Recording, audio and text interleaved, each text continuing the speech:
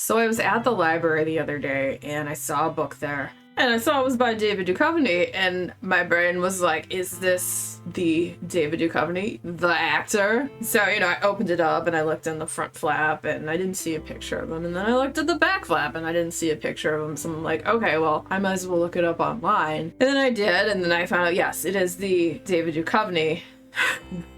And then I flip over the back of the book and his face is on the whole backside cover. There's a clip of this in my recent reads video, but I had to return it to the library, so I don't currently have the book with me. Sometimes I do things that are dumb. So I picked up The Reservoir, which is his latest book, and he has several other books, which I'm very curious to read now that I've read this one. This one was written, and it follows this man, Ridley, and he's a retired Wall Street aficionado or Wall Street guy or Wall Street veteran and what have you. It's during the pandemic, so he's kind of sequestered in his apartment, and his apartment's kind of in this fancy area and it overlooks Central Park and he can see the reservoir and the water. One night he sees this like blinking light across the way over by Fifth Avenue, and it seems like it's almost like Morse code.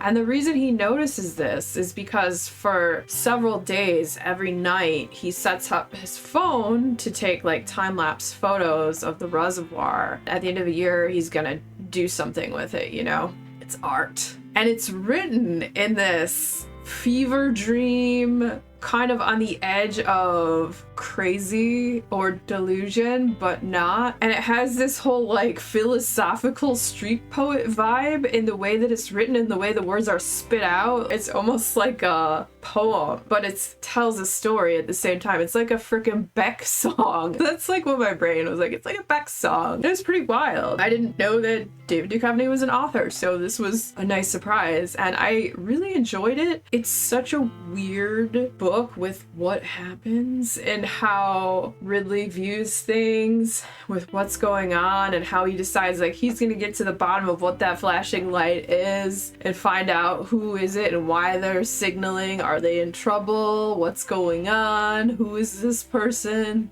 What are they signaling?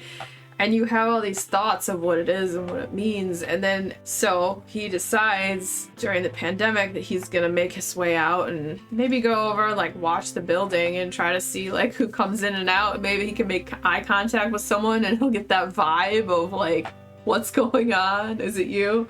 Does it happen? Does he pick up on a vibe? Who knows? You'd have to read the book. But it was such an interesting perspective in the way this was taken a look at with how he was processing the pandemic and what was going on and being in this world where you're kind of sequestered away from everyone. And then his relationship with his daughter, her kids, a little bit about his past, and then it gets all like weird as he starts to discover like who's behind the flashing light and then where it all leads to at the end. And the end was very emotional. I don't know that I was really expecting it to be as emotional as it was, but it really was, and I had to sit with it for a while when I finished it. Like a lot of times I can put down a book, but if it's gotten to me, I can't jump into the next one right away. I gotta wait like a few hours, and this one was just so weird.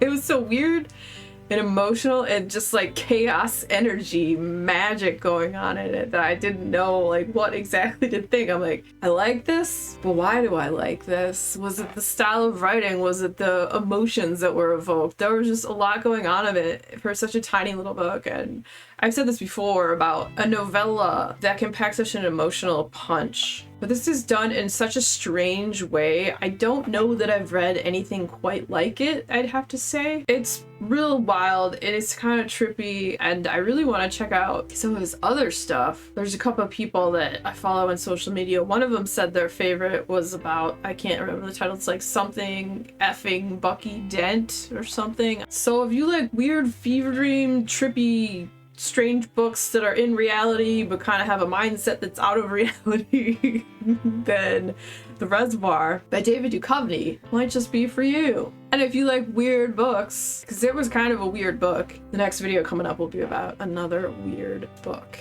So stick around, check it out. And if you had fun hanging out today, hit that subscribe button, come back, see me again, and we'll talk about more bookish things and weird stuff.